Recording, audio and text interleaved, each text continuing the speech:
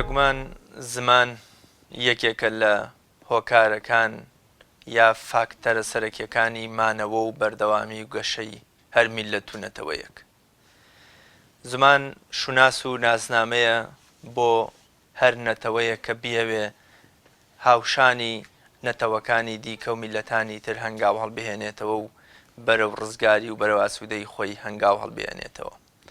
زمانی کوردی بێگومان لەگەڵ هەموو یا بە پێچەوانەی هەموو بوارەکانی دیکەوە یەکێکە لەو فاکتەرە سەرەکیانەی کە هۆکاری مانەوەی تا ئەمڕۆی میلەتی کورد بووە. نەیاران و دوژمنانی کورد بە درێژایی مێژوو هەوڵیان داوە زمانەکەمان لەناوبەرن، ئەگەر چی لە ڕووی جوگرافی و لە ڕووی مێژووی و لە زۆر ڕووی دیکە و هەوڵیان دابێت کوردستان داگیر و پارچە پارچە بکەن، بەڵام تا ئێستش ئەوەی کە هۆکاری مانەوە و بەردەوامیمانە زمانەکەمانە و پاراستنیشی زیاتر بەرەو مانەوە و گەشە سەندن و بەردەوامیمان دەبات. ئێمە لەم ئەڵلقەی بەرنامەی خەڵوەتدا دەمانەوێ لای یەکێک لە شاعیرە هەرە باڵا و بەرزەکانی کورد قسە بکەین کە زمان چ وجود و ئامادەیەکی لە شعر و ژیانی ئەو شاعیرە بەڕێزەماندا هەبووە. بێگومان حوجرە و خانەقاکان، مزگەوتەکان، خوێندنی شەرعی و ئاینی لە حوجرە و خانەقاکانی کوردستان هۆکاری سەرەکیەوە بووە کە زانایانی ئێمە هەوڵی پاراستن و بە زیندومانەوەی زمانەکەمان بدەن، هەر لە نالی و مەولەوی و مەحوی و وەفایی و خانای قوبادیەوە بگرە تا شاعیرانی پاشتریش. ئێمە لەم ئەڵلقەیەدا قسە دەکەین لەسەر پێگە و ئامادەیی و حزوری زمان و زمانی کوردی و ئەو شانەی کە پاراستنی زمانەکە لە خۆ دەگرن لای شاعیرێکی گەورەکەویش میرزا عەبدوڕەحیمی سابڵاغی ناسرا و بە وەفاییە. لەگەڵ میوانەکەم زۆر بەڕێز دکتۆر عادل شێخانی مامۆستای زانکۆ باز لەم بوارەی شعری وەفایی دەکەین. دکتۆریان زۆر سپاس بۆ دەرفەتەی کە بەێمەت بەخشی. وەفایی سەرەتا بە باسێ لە وەفایی بکەین. وەفایی لە ئاستی شاعیرانی ترە چ پێگە و چە وەکو ئەڵێ شوێنێکی هەیە. گەورەی وەفایی لە ئاست شاعیرانی ترماندا لە چه ئاستێکدایە؟ هەمیشە هەردەم بە ناوی خوای بەخشندەی میهرەبان، درود و سڵاو و فەڕ و بەرەکەتی خوای گەورەش بۆ سەر گیانی پاکی پێغەمبەری نازدار و یار و یاوەران و خۆشەویستانی. میرزا عەبدوڕەحیمی وەفایی یەکێکە لەو کەڵە شاعیرانەی کە بە لووتکەی شیعری موکریان دادەنرێت و هەردوو گەورە شاعری موکریان ئەدەب و ئەدیب هەردووچیان قوتابی و شاگردی ئەم شاعیرە گەورەیەن و بەڵکو وەفایی بە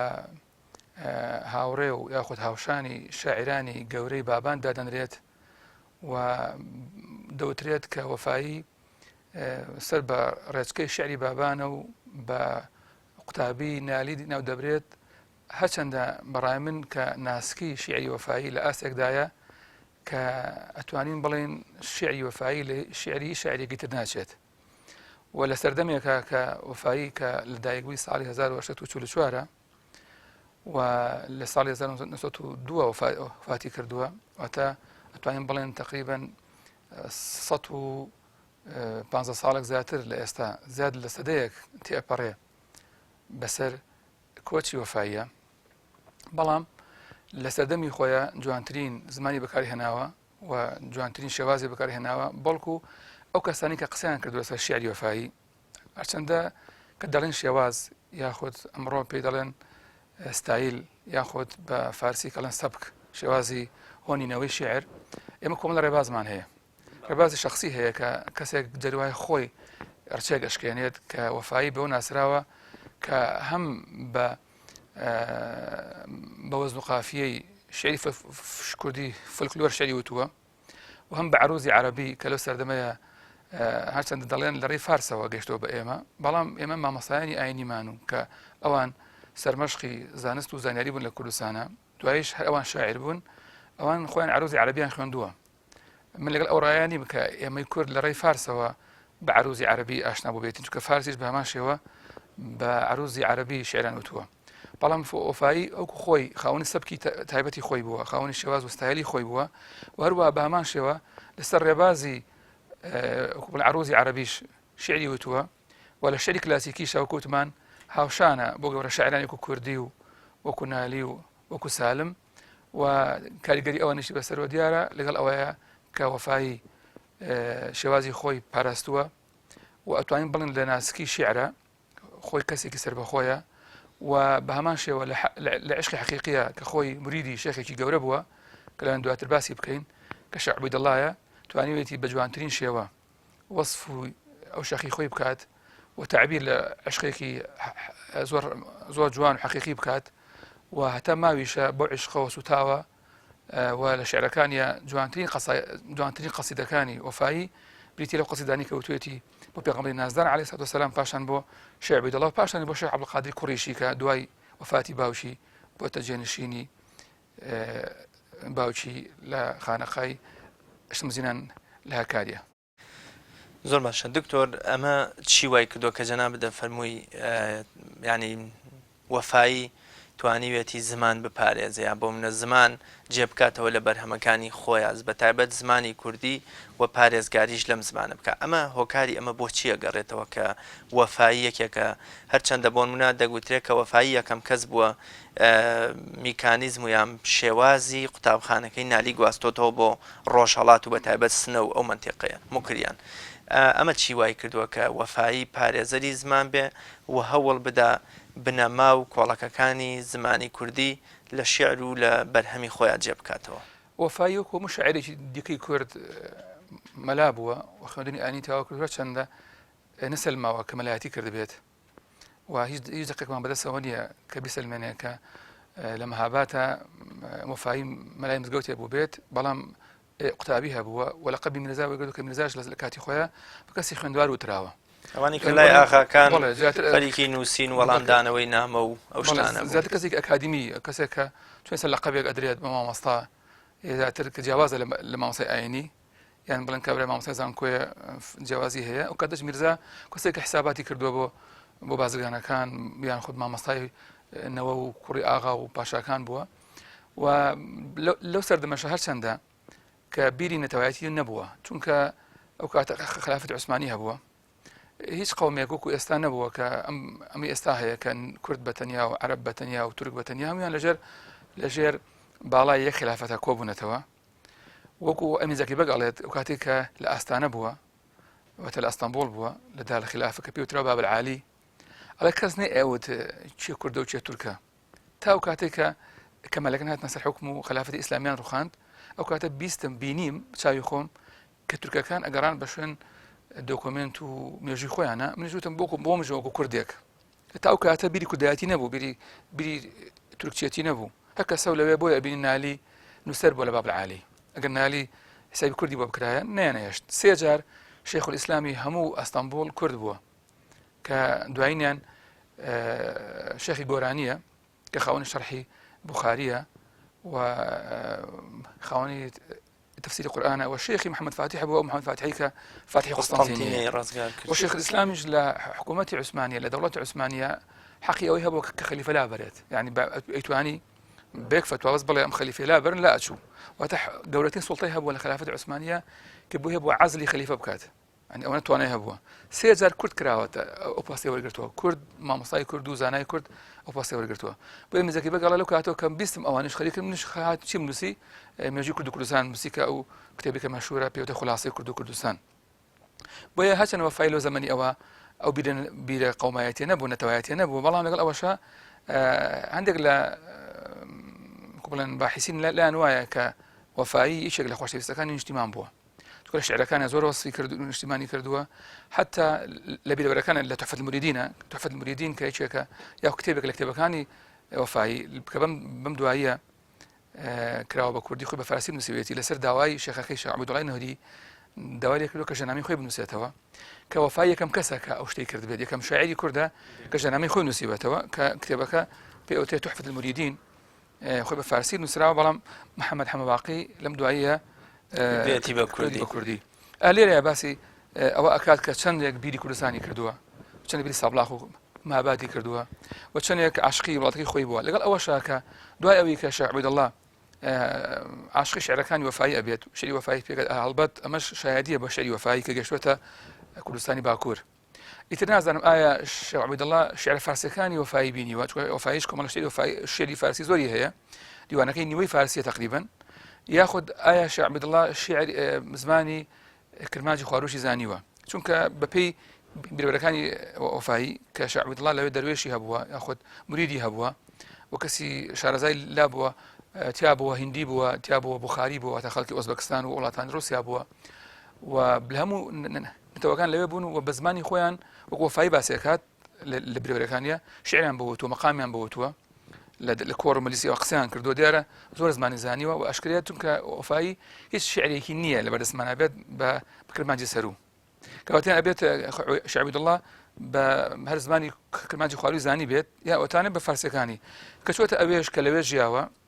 و دواییش لەگەڵ ئەوە بگو باسێکە لە بیرەوەرەکانیە چۆتە لای خەلیفەی عوسمانیش و سەردانی ئەویشی کردو باسێکە کە چەندی خەلیفەی عوسمانی ڕێزی گرتووە لە شێخ عەبدوڵڵا و چەندێک بەڕێزەوە بەڕێیان کردو بۆ حەج کە وەختی خۆی لەگەڵ ئەوەشە ئەو بیرە نەتەواتێکە هەی بووە و زمانی خۆی پاراستووە و بە هیچ شێوەیە کاریگەر نەبوو بەڵکو ئەبینین هەرچەندە گوتمان وەفایی زۆربەی ژیانی بەسەر بردووە لە کوردستانی باکوور و لەوێ زمانی سەرەکی ئەو زمانە زمانی ئەدەبی و زمانی فارسی و دوای تورکی بووە، زمانی نووسینی خلافەت عوسمانی و زۆربەی تورکی بەڵگە ئەوەشە کاریگەر نەبووە هەرچەندە شعرەکانی وەکو هەموو شاعرێکی تری کلاسیک وشەی عەرەبی زۆرتیایە و کاریگەرە بە وشەی عەرەبی بەڵام لە هەمویان باشترە، ئەتوانین بڵێن ئەگەر بێت و موازنەیە بکەین یاخود بەراوردێ بکەین ئەتوانین بڵێن وەفایی لە هەموو شاعرە کلاسیکەکان ئەوانەی سەردەمی خۆی بەرەو بڵێن بەرەوسەرەوە کەمترین وشەی بەکارهێناوە لەگەڵ ئەوەشە جوانترین وشەی کوردی بەکارهێناوە هەندێک وشەی بەکارهێناوە ئەسڵ کەس بەکارهێناوە، یعنی وشە هەیە لە شێعرەکانی وەفاییە بۆ منە وشەی گوڵشەم من ئێستا کردمە بە گۆشەیەک لە گۆڤاری بڕیارە کە کردمە بە گۆشەیەک بۆ ژیاننامەی پێغەمبەری نازار صلی الله عليه وسلم کە ئەو بەکاری هێناوە کە پێشتر تەمام بیستمانە گوڵشەن هەیە، گوڵخەم هەیە، گوڵخەن هەیە، بەڵام گوڵشەم کە نەینا گوڵێکە و شەمیش، ینی گوڵێکە شەمعێکە، هەم شەمع هەم گوڵە، ینی شەمعێکە مۆمێکە لەسەر شەوی گوڵە کە ئەم وشەیە لە من لە هیچ کتێبی عادەتەن لە ئەدەبیاتە بولبول و پەروانە عاشقی گوڵ و شەمن، ینی ئەم ویستویەتی هەردوو عاشقەکە پێکەوە کۆ بکاتەوە چونکە لە ئەدەبیاتی ئێمەیە دەگوترێ بولبول بۆیە هەمیشە لە ناڵە و ناڵین و گۆرانی وتنایە چونکە لە عاشق ڕاستەقینەکەی خۆی دوور کەوتۆتە کە گوڵە بینێ ڕووی جوانی پێغەمبەری دێتەوە بیر، پەروانەش کە خۆی دەدا بە کوشت تەنها دەوەی ئەوەیە کە دەیەوێ زوو بمرێ و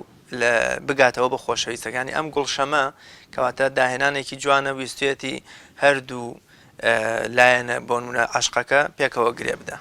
دوای توانین ئەو دەقەش بخوێنینەوە کە لەوەیە باسی سوتانەکات دەوای لە هەتا بووم بە مەجمەر ینی جەمر ینی بە زمانی عەرەبی یعنی پشکۆ مەجمەری شوێنی پشکۆکە ینی ئاگردانە بۆیە ئەڵێ بووم بە ئاگردانێک کە لەوەیە لە کۆتاییە لەو ئاگرە و لەو جوانیە چی دروست بووە گوڵشەمێ دروست بووە گوڵێکە و هەم گوڵە لە جوانیە هەمیش گڕی گرتووە لە خۆشەویستی و لە عیشقا. هەتا دکتۆر بۆ نمونە زمان پاراستنی زمان و پابندبوون بە بنەماکانی زمانەوە ئەمە ئەتوانین بڵین کرۆکی بیری نەتەوایەتیە کە جەنابە دەفەرمووی پێشتر ئاماژەت بۆ کرد کە لەو سەردەما ئەگونجێ بیری نەتەوایەتی نەبوو بێ، بەڵام شێخ عەبدولقادری نەهری شێخ عوبەیدوڵڵای نەهری بە ڕەحمەت بێ ببوورە ساڵی 1880 شۆڕش دژی قاجاری و عوسمانیەکان دەکاوە بە زاڵم و دکتاتۆر و خوێنخۆر و پیاوکوژ و چەوسێنەرەوەی میلەتی کورد و میلەتانی تریشیان نەزانێ، بۆیە لە پێشاکە دەگوترێت شۆڕشی شێخ عوبەیدوڵڵای نەهری شۆڕشێکی زۆر ڕۆشنبیرانە و شۆڕشێکی زۆر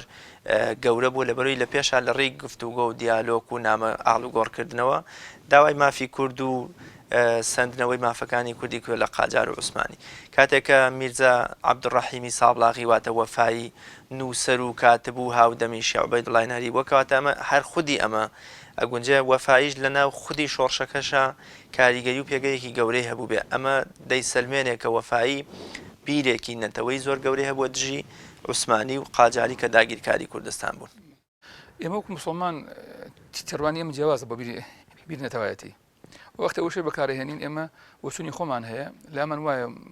دینی ئێمە کە ئیسلامە هاتووە بۆ ئازادکردن و زارکردنی هەموو نەتەوەکان، بەڵام بۆ معنایی کە نەتەوەیەک خۆی بە باشتر بزانن لە قومێتێکی تر و نەتەوەیەک لای وا بێت کە مافی ئەوەی هەیە کە وەکو بڵێن ئاغاەتی بەسەر ئەوانی ترا ئێمە بۆکو مسلمان دژی ئەوین ئەگە کوردیش بێت بۆی ئەڵێن بیرنێتەوەیەتی بۆ معنای ئێستا کە ئەوی ئێستا هەیە کە قەومێک ڕقی لە قەومێکی تر بێت ملشکاندنەوەیەکە بەمانای تەماشای بکات مافی بخوات سۆمی لێ بکات لەو سەردەمەیە ئەتوانین بڵێن ئەوان کە باسی کات وەفایی کە باسی خانەخا و باسی شۆڕشی شعبی دڵاکات کە ئەو لەگەڵ هەمووە مریدی هەبوو لە هەموو عالمی ئیسلامیە و کاتێک کە دووری خەرم بە طائف لە طائف هەلێژ وفاتەکات لە حجاز وفاتەکات و شعرە مەشهورەکەشی کەشێکە لە جوانترین قەسایدەکانی کە ئەینێت لە وەصفی دوورکەوتنەوەی شعبی دڵا کە نێدراوە بۆ غەریبایەتی و لێش وڵای بۆ ئەوێ و دوای هاتووە هەروەها بە هەمان شێو کوڕەکەی خۆشی ئەوان بە بیرێکی یعنی وەکو بەڵێن دیندارانە ئاین پەرورانە دیفاعیان لە مافی نەتەوەی خۆیان کردووە و ئێمەش بە هەمان شێوە بە درێژایی مێژووی کورد ئەوانەی کە شۆڕشیان کردووە و پارێزگاریان کردو لە مافی کورد وەختێک شێخ محەممەدی نەمر پەرزاری کردو لە مافی کورد و ئاڵای هەڵکردووە و یەکەم ئاڵایە کە بەڕسمی دەوڵەتی ڕاگەیاندووە و مملەکەتی ڕاگەیاندووە وەتە عێراق بۆتە حکوومەت رازی نەبووە کە دانی پیا بنێت ئێمە ئێستا بە هەموو شێوەیەک خۆخوامان بەس عێراق ئێمە قوبڵ بێت عێراق لە یەکمە لێ بکاتەوە شێخ محەممەد ئاسان داینەناوە بە یەکەم حکوومەتی عێراقی کە دروست کراوە لە زمانی لە ساڵی 20 کە حکوومەتێک بەریتانی عتافی پێکردووە بەتەنە خۆی دایمەزراندووە ژێستایی ئەوە بۆڵام شێخ محەممەد نەکە رازی نەبوو بۆ حکوومەتە و نەکە رازی نەبوو بێتە جێز ئاڵای عێراقەوە بەڵکو لەگەڵ ئەوانە جەنگاوە و بدوای ئەویش هەموو شۆڕشەکان ئەگەر ئێمە بە ئینسافە تەماشای بکەین و ئەمڕۆژ بە هەمان شێوە باگراونی ئێمە کللتوری ئێمە مێژووی ئێمە ئەم ئیسلامەیە ئێمە وەکو کورد بەڵێ هەمیشە وەکو نەتەوەیەک مافی خۆمانە خاکی خۆمان هەیە مێژووی خۆمان هەیە زمانی خۆمان هەیە و ئەو زمانش شعر پاراستوەتی چونکە عەرەبیش بەهۆی زمانی بەهۆی شعرەوە یەکەم جار زمانی خۆیان پاراست دووەم کە قورئان هاتە خوارەوە قورئان گەورەترین هۆکار بوو بێگومان بۆ پاراستنی زمانی عەرەبی بەڵام پێش قورئان عەرەب بە شعر زمانی خۆیان پاراست بۆیە ئەوترێ الشعر دیوان العرب ئێمەش ئەوی کە ماومانە گەبێت و ئێمە ئەمڕۆ شعری شاعیرەکانمان بسڕینەوە چێمێنێتەوە دەستمانە بەرهەمی حوجرە و مزگەوتەکانمان بسڕینەوە ئەسن ئەمڕۆ هەچی بۆ نەمانتوانیوە لە ماوەی لە ساڵی 1902 وفاتی کردووە 1902 وفاتی کردووە بۆ تا ئێستا نەمانتوانی ئێمە وفای دروستکەینەوە بۆ تا ئێستا نەمانتوانە شعرێک من لەم وایە بە کۆچی دوایی هێدی شاعر دو شاعری کلاسیک دو شاعری شاعر بمعنى كلمة چونکە شعری کوردی کوتایی پێ هاتووە جگە لەوەی کە شاعرێکی وەکو پەشێو شاعرێکی گەڕاست شاعرێکی سیاسیە زیاتر و شاعرێکی خاوەنی شعری حڕە زیاتر بەڵام وەکو شاعری کلاسیکی و سەر بە قوتابخانەی کلاسیکی کوردی و شعری عروضی مناڵم بە مردنی و کۆچی دوایی هێدی شاعر شعری کوردی کوتایی پێ ئێمە خاڵی حسامی ئێمە وەکو کورد بەڵێ بیرنەتەوایەتی بۆ معنایە بەڵام بیرێکی ناسیۆنالیستی بیرێکی تعسب و دەمارگیری نەخێر ئێمە لە ئیسلامە لە من وایە ئەوە بیرێکی بۆ گەنە دعوها فإنها منتنة بەڵام وەکو پارێزگاریکردن ئێمە خاوەنی ئەوایەتین کە خۆی گەورە ئەفەرمێت یا لەیتە قەومی یعلمون بما غفر لي ربي وجعلني من المكرمين ئێمە هەمیشە بانگوازی یەکەممان بە قۆمەکەی خۆمانە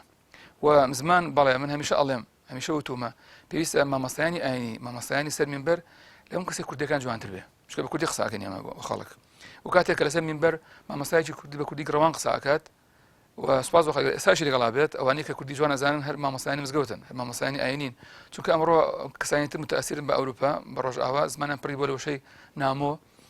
نیان پاراستووە بۆ خۆشی شاعرێکی وەکو هەژار زۆر دژی ئەوە وەستا و لە نووسینەکانیان زۆر بەرەنگاری ئەوی داوەتەوە کە کەسانی کە وشان کردووە بە فاکتەر و ئاکتەر و ئەلتەرناتیڤ و شتانی ناوەدەنە زمانی کوردی و زمانەکان سەقەت کردووە ئێمە ئەڵێ ئەو شەعرەبانی کە هەمانە وەکو سەیدەکانمان لە خۆمانن چونکە سەیدەکانمان ئەڵێن ئێمە کوردیشین و سەیدیشین ئەگەر سەید بێ کورد نییە کوردیش بێ سەید نییە ئەگەر قوڕەشی بێ عەرەبە ئەگەر هاشمی بێ عەرەبی عەرەب بێ ئەگەر کوردیش بێ نابێ قوڕەشی بێ بەڵام بوون لە خۆمان ئەڵێ سەیدەکان لە خۆمانن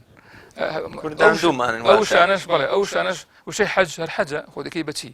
زەکات هەر زەکاتە سەڵات هەچە بۆتە نوێژ بەڵام تامی خۆی نادات سەڵاوات هەر سەڵاواتە بدۆری بکە بە کوردی یعنی کە ئەەکەی بە درود سەرەکەی ئەو تام و چێژەی نییە لەبەرەوە بەڵێ هۆفایی و شاعرانی تریش ئەبیری نامەکەی یعنی چامەکەی نالی بۆ سالم وەڵامەکەی سالم بۆ نالی مانە هەمووی بری نەتەوایەتیە پارێزاریکردن لە ملەتی کورد ئەو ئەگەێنێت کە دین بەی شێوەیە دژی نەتەوایەتی نییە بۆ معنەیە کە ئێمە داوای ئەوە ناکەن کە ئاین دژی دەمارگیری و تەعەسوبە ئێمە سبێنێک ئەمڕۆژ ینی ئەبینین بۆیە ئەو وڵاتانی پێشکەوتون کە وڵاتی وایە ئێستا لە ئەوروپایە خاوەنی بیسی حکوومەتەوەیە مثلا سویسرا وڵاتێکە ئێمە نازانین ئەستا سویسرا وڵاتێک نیە ناوی سویسری بێت خەڵکێک یعنی ئەنواع عەشقا خەڵکی تایە ئەبین لە کەنەدا سەرەکەی وەزیرێک هیندیە وەزیرە پاکستانیە لە بریتانیا ئەو بریتانیا کە کۆنترین وەختێ ڕۆژانێک بووە کە داگیرکەری هیند بووە پاکستان بووە ئەبینین قایمقام و یاخود پارێزگەری هەموو لەندەن کە بەلایەکی پاکستانیە بەربیر نەتەوایەتی بە نەزەری ئێمە لە خزمەتی نەتەوەیی خۆمان نابێت نەیەلین کەس ستەمان لێ بکات زمان بەخشی خۆی گەورەی خەڵاتی خۆی لیسانی ئێمە کە زمانی ئێمە زمانی کوردیە خەڵاتی خۆی گەورە پازایکردن لە زمان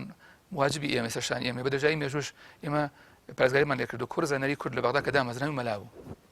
شو محمدی خاڵم من علادین جادی شو مستەفا توانین بڵێن گەورەترین و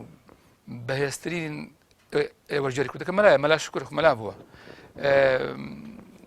ڕۆژبەیانی مەلەجەمی ڕۆژبەیانی مەلا بووە هەتا هێمن و هەژار باگراوندێکی مەلایەتی محەممەد محەممەد ڕەحمانی حاج مارف هەمووی مەلا کەریمە هەمیان هەی مەلا کەریم خۆی ئاڵێ دەڵێ خۆشترین ژیان مکاتەبە کە فەقێ بووم هەی مەلا کەریم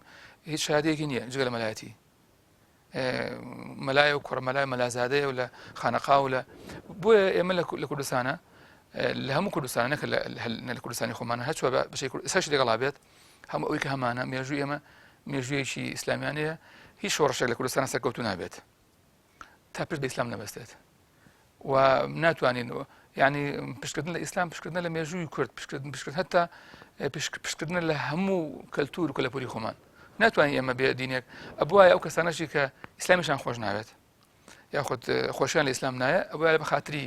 سەرکەوتنی ملەتەکەی خۆیان لە بە خاتری ڕێزی ملەتەکەی خۆیان باشان بە ئیسلام بکردایە چونکە عەقڵش ئیسلامێنێ نەکرد نەقڵ کە ئیسلام باشترین فکر و ئایدیایە کە کەسێ دەستی پێوە گرتی بێت سەرکەوتنی بەدەستێنا و ئەمڕۆژ ئیسلامێنێ کە هەموو حکومەتانێک لە جیهانە هەن ئیلا باگراونی ئاینیان هەیە بەڵێ دکتۆر پێم خۆشە بچینە خزمەتێکێک لەو شارە جوانانەی وەفایی کامویان هەر جوانن بەڵام ئەوەی کە ئێمە مەبەستمانە ڕنگدانەوەی یا دەرکەوتنی بنەماکانی زمان و وشە ئارایی کوردیە لەو شارەدا پێم خۆشە هەم بیخوێنیتەوە هەم پاشتریش ئەگەر پێویست بکە ڕاوەیەکی بکەین بۆ بینەر شعرەکانی وەفایی وەکو ئەماژەم پێکرد گۆڕای ناسکی ئاسانکاری بەکارهێناوە یعنی زۆر وشەکان زۆر جوانن و زۆر ئاسانن لە ئەدەبا پێ ئەوترێ سالی ممتەنع یعنی بەسیما سەهلە بەڵام وتنی زەحمەتە ئەبینن جاوێ زۆر سادێ لە شعرە تەماشاکەین کە دەفەرمێت ئەرێ خەندەی دەمت ئارامی دڵ کانی حیاتی من لەسەر چیزیش دەبی ڕۆحت دەوێ هانی حیاتی من کوتت دێم و نەهاتێ سەر گرفتاری سەری زوڵفت لەگەڵ بەختی سیاچی بکەم دیارە خۆ نەهاتی من و سەودای سەری زوڵفت لەسەر تاقی برۆت حاشا عەزیزم ئەهلی قیبلەم کافری دوورە لە ذاتی من بە خەندەی زار و عەکسی زوڵف و ڕوت خۆش بوو دڵم سەد حەیف دەقیقە شماری خۆشی چوو شەو و ڕۆژی سەعاتی من لەلایە ڕۆح دەبا عیشوەت لەلایە دڵ دەدا خەندت عەزیزم هەر بەدەست خۆتە حەیاتی من مماتی من لە دووری تۆ بە دەفتەر نایە شەرحی ماجەرای چاوم ئەگەر دەریای ئەعزەم بێ هەموو سورخی دەواتی من دەسووتێم دەرزی پەروانە دەناڵێنم وەکو بولبول سەراسەر بۆتە میجمەر بۆتە گوڵشەم شەش جیهاتی من ئەمە ئەو شەیە کە بەکاری هێناوە کەڵێ ئەسووتێم وەکو پەروانە دەناڵێنم وەکو بولبول ئەم سووتانەکەم سووتانی پەروانەیە هەم ناڵێنەکەم ناڵێنی بولبولە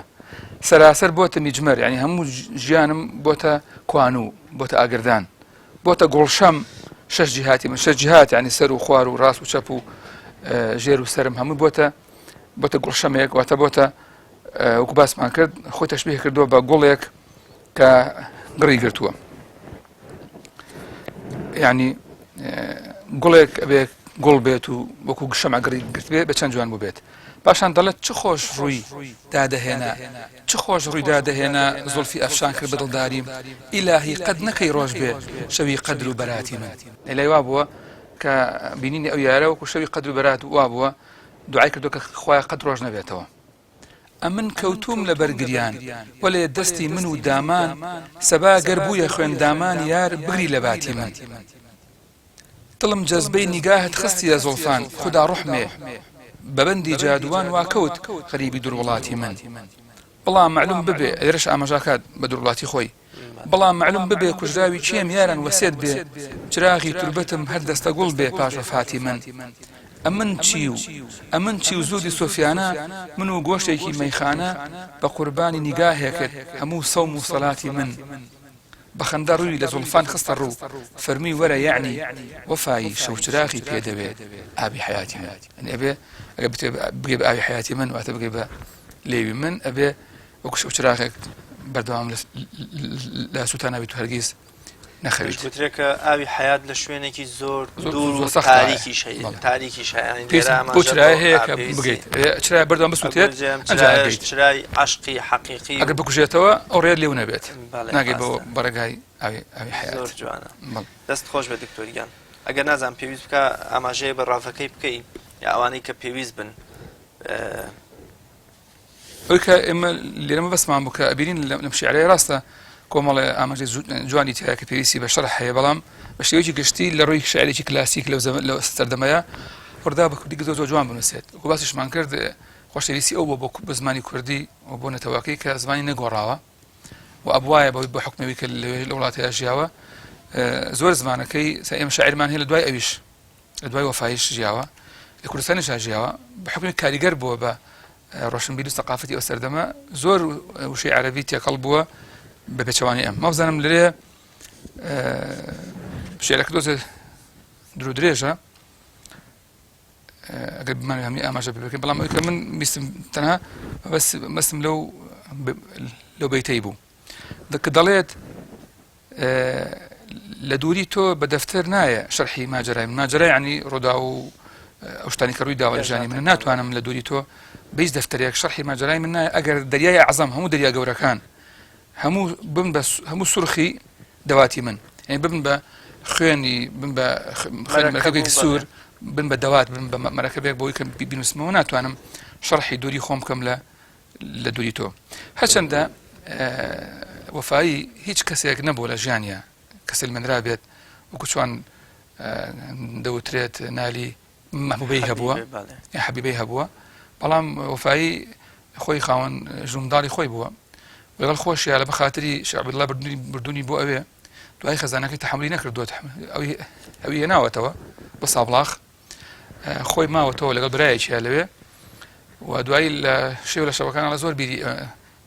بی سابڵاغم کردووە لەگە براکەم وتمان بەشک و شێخ ئیزنمان بدات بگەڕێنەوە سەرێ بدەین بگەڕێنەوە ئەڵێ هەر بۆ شەوە شێخ بانگی کردووم تۆ باسی چیەکەن و باسی شتانە کردویەکەوە ئەزانیتم کە هەستی کردووە یاخود بەتعبیری تەسەوفانەی خۆیان کە ئەگای لە ناخی من هەبووە کە چی لە دڵمایە لەبەر ئەوە لەگەڵ ئەوەشە ئەبینین ئەوەی کە ئەوترێت کەسێک هەبوو بێ لە ژیانە نەبوو بەڵام شێعرەکانی بەڕای من هەمووی بۆ یان بۆ پێغەمبەر بووە صلی الله علیه وسلم یان بۆ شێخ عەبدوڵڵا بووە بەڵام ئافرەت و جوانی وەصفی ئافرەت کراوە بۆ سیمایی کە هەموو شاعران لەوێەوە توانیان هەتا لە شاعرین سەحابەشەوە بەنە سوعاد فقلب لي ومدفول كعب كل زهير دەست پێکات بە سوعادی خەزانی خۆی ناوی ئەوە باتوو لەوە دەست پێکات پێغەمبەرش هیچی نەوتوە سەبارەت بۆ شیعرە کە بڵێ بۆچی باسی ئافەتێکەکەیت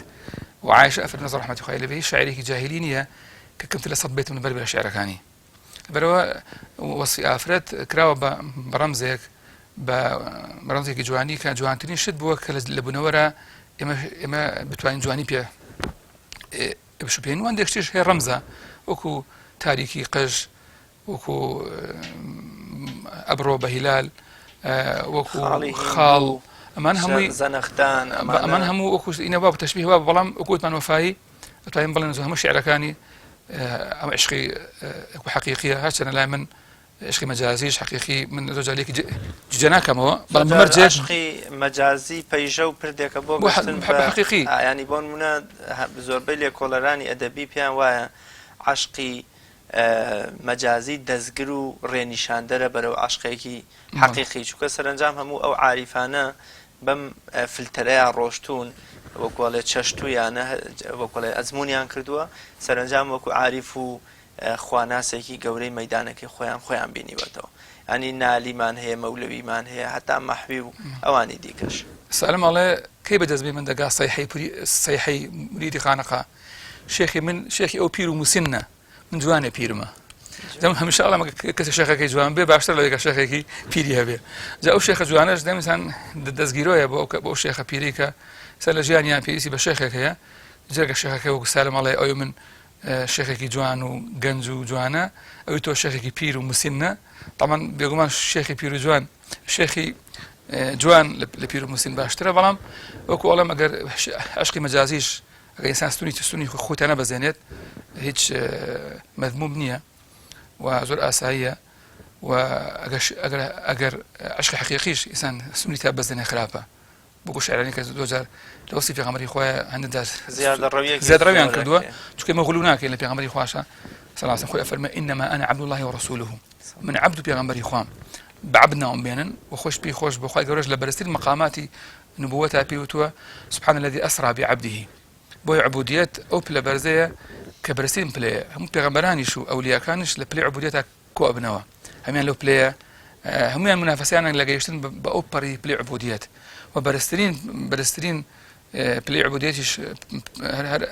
بناتی بۆ خۆی گەورە کە شاعیر ئەڵێت ومما زادني شرفا وتيها وكدت بأخمص أطأ الثريا دخولي تحت قولك يا عبادي وأن صيرت أحمد لي نبيا ألا قولترين اشتكى من توزي في ولادهم وشنازي في وبكم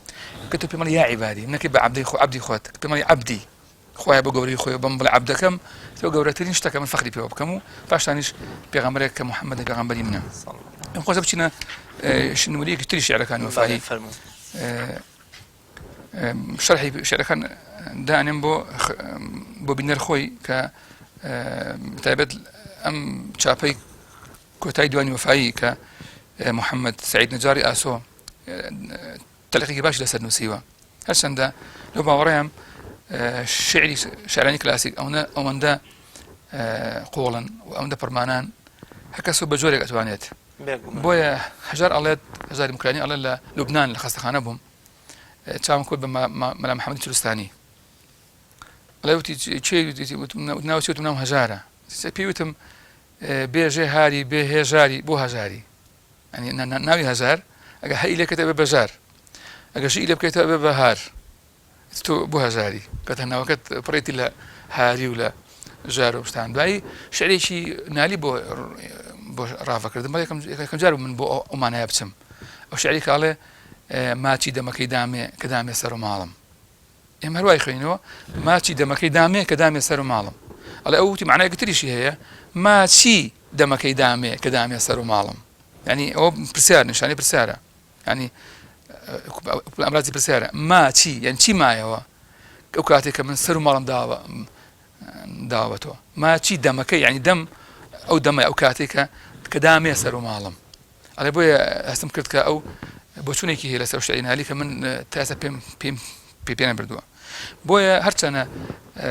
زانایانی وەکو مامۆستای مدەڕیس هەروەها محەممەد عەلی قەرداخی و هەروەها نەوەکانیشی ڕۆڵی گەوریان هەیە و فەزی گەوریان هەیە لە شەرحکردنی دیوانەکانی مەحوی و نالی و سالم و بەڵام لەگەڵ ئەوە شایشتان بوارما بەڵام بەداخەوە لەبەر کۆڵەواری خوێنەوەرانی ئەم سەردەمە نەمانتوانیوە کە وێنەی جوانتر هەروەکو چۆن نەمانتوانیوە مانای جوانتر و مانای زیاتر لە ئاەتەکانی خوای گەورە و فەرمودەکانی پێغەمبەری خوا دەربێنی بۆ ئەم سەردەمە ئەوەش ئەوە گەنێ کە ئێمە تووشی هەژاری بووین لە ڕووی زانستیەوە بە هەمان شێوەش لەبەر ئەوەی کە ئێمە شعری کلاسیکمان زۆر فەرامۆش کردووە ئەدەمان زۆر فەرامۆش کردووە هەر شعرمانەکە نەزاندرێ ئەڵەن شعری کلاسیکیە ئەنجا ئەگەر بێت شعری خوێنیتەوە بۆ هەر قوتابێکی زانکۆ شعری خۆشت بێ وشی عەرەبی تیا بێ تۆزە قورس بێ شعری مەحوی نییە وازانە شعری مەحویە بەرەوە ئێمە فرامۆشمان کردو تا ئێستا دەستگایەکمانی بەداخەوە خزمەتی شعری کوردی و ئەدەبی کوردی لە زمانی حکومەتی پێشوە لە زمانی باسا کراوە کوردی زانایی کورد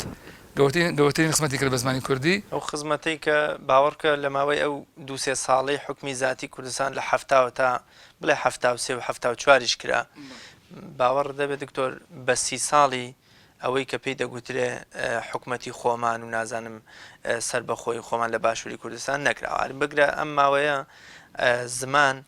زۆر پەرتر و زۆر بێناستر و زۆر پەرت و بڵاوتر بووە ینی ئەوەی کە ئێستا ئەمڕۆ دەسەڵاتدارانی کوردی لە هەولێر و لە سلێمانی بە زمانیان کردو و زمانیشیان وەکو جوگرافیا و ئیدارەیەکی جا پەرت کردووە و هێندەی تر لە ئاواستریان کردووە و لە ستاندارد بوون و لە یەکگرتووی و لە یەکێتی زمان دووریان خستۆتەوە باوەڕکە سەدام و دکتاتۆرەکانی تری دوژمنی کوردیش نەیانتوانێت ئەو وەکۆڵێ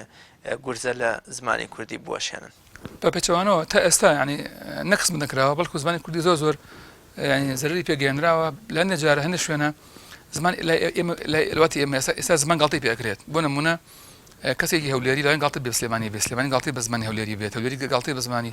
مەسەن ناوچەیەکی تر بێت پشدەر و بێتوێن گاڵتەی بە زمانی شوێنێکی تر بێت لە کاتێک وڵاتمان هەیە واتی وەکو ئێمە هەموو لادەیەکی زمانەکەی جیایە هەموو لادەیەک پڕ هەردەیەکەوە زمانی لە دیەکەی ترا جیایە کەس گاڵتە بۆی تر ناکات بچۆ مەغریبی عەرەبی تونس جەزائیر لیبیا میسر سوودان مۆریتانیا هەمویان جیاوازی زۆران هەیە لە زمانە جگە لەوەی کە هەموو ناوچەگەری بەش کراوە بە هۆکارێک بۆ تەکاملی زمان ئێمە چەند ساڵە داوای زمانستان دەرەکەین و داوای زمان یەکگرتووەکەین کو زمانستاندارد کو زمان یەکگرتوو بەڵکو گوتمان تا ئێستا لە هەموو کوردستانە هیچ دەستگایەکمان نییە بۆ مەبەستا حتا ئەگەر ئەو پۆلە خەڵکە پەروەردەکرا و پێگەیشتووی حوجرە ئەوەی کە ئێمە پێی دەگوتێن مەلا شارەزاکانی حوجرەکە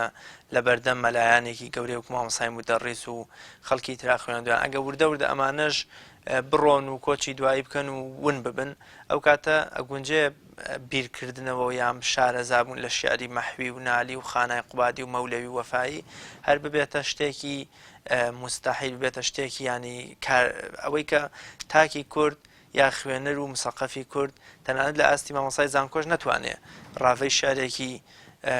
نالی و سالم و مەحوی و مەولەوی بکە زۆر ڕاستە بەداخۆ پێم خۆ بچینە خزمەتێک لە شارەکانی وەفایی خۆی ئاوازدانەر بووە وەڵەوە هەروە گۆرانیشی وتووە تکەڵێن وشەی گۆرانی ئێستا هەڵ کەس پێی سەیرە کە باسی نایبنە نەشید بەس خۆی وشەی نەشید وشەیەکی تازەیە ئەوەی کە هەیە گۆرانیە وشەی گۆرانی بۆ دەنگە ئەوترێت کە ئاوازی تایە ئەگەر خوێنی قورئانیش بێت چونکە لە عەرەبیە بە خوێنی قورئان وتراوە تەغەنی بالقورئان ليس منا من لم يتغني بالقرآن يعني وشي غناء وشي كي مذموم من العربي عيبانية بس خوي أفرمي لأيمانية كسك بدقي خوش وقرآن ناخوانيت وفرمي خوا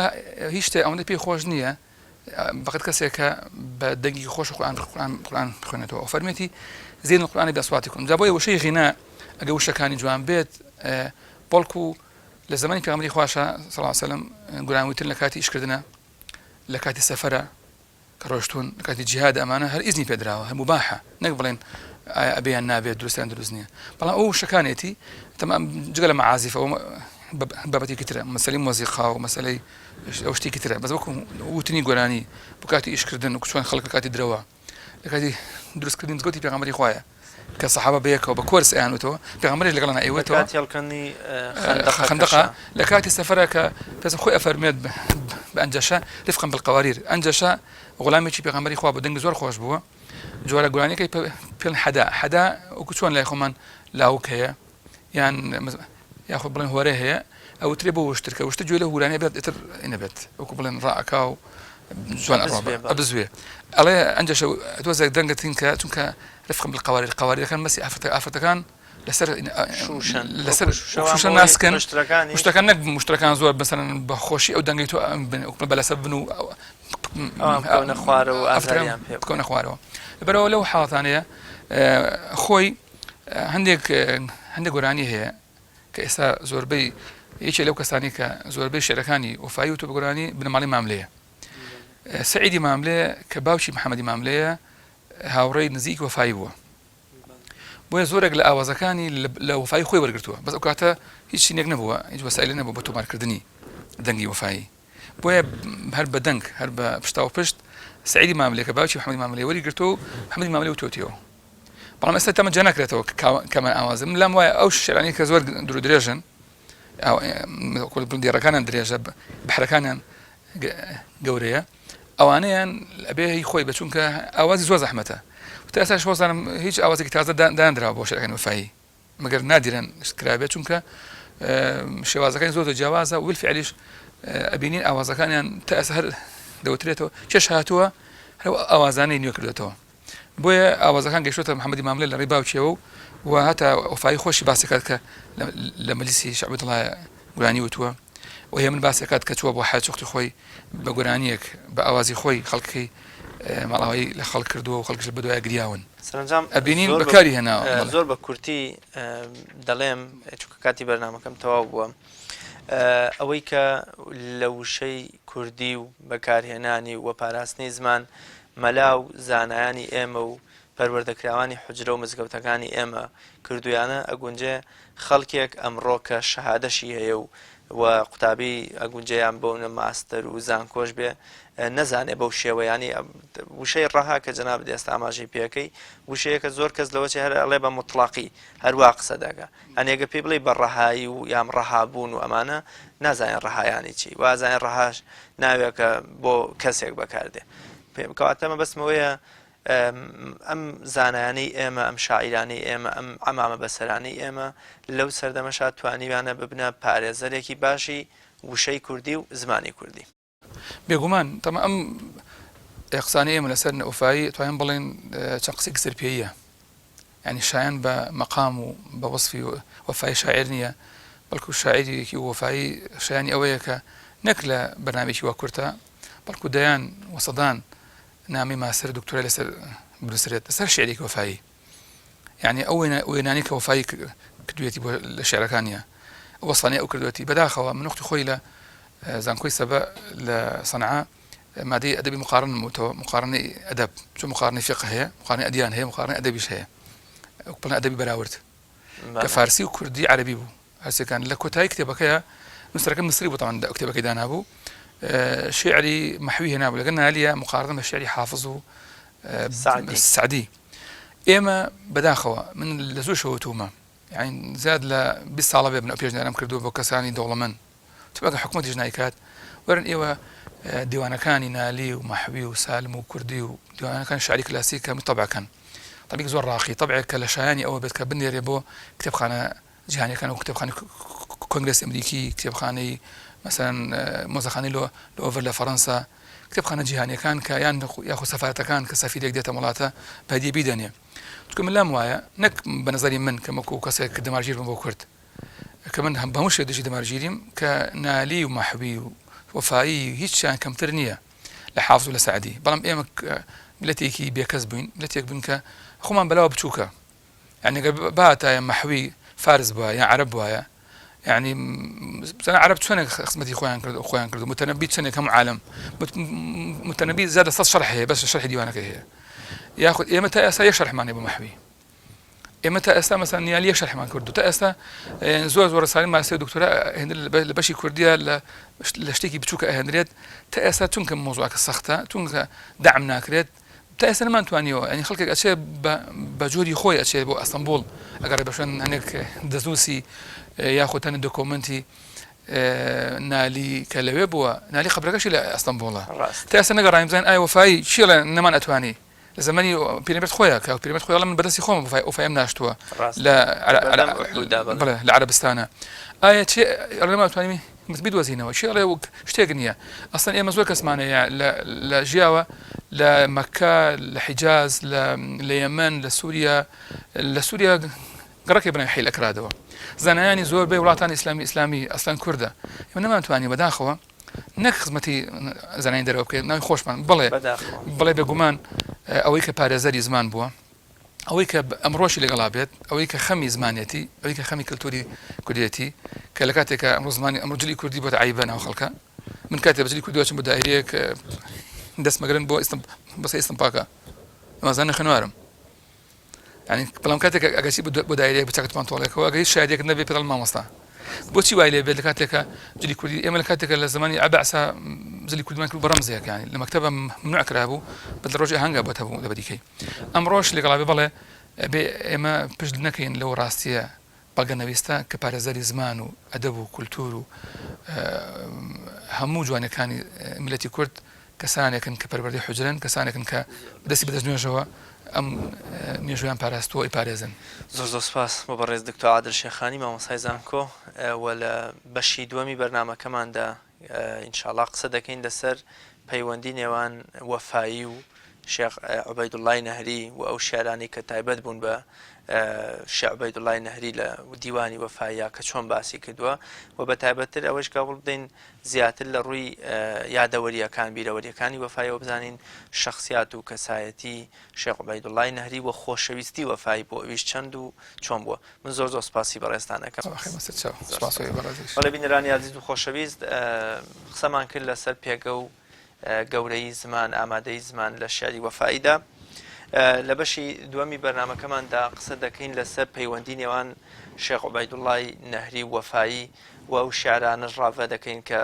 وەفایی لە مەدح و لە پێڵگوتن و لە گەورەی شێخ عوبەیدوڵڵای نەهری و شۆڕشەکەیدا هۆنی و نیەتیەوە و نووسیونی. تا بەیەگەشتنەوەیەکی تر و تا بەشی دووەمی بەرنامەکەمان بەخوای گەورەتان ئەسپێرم.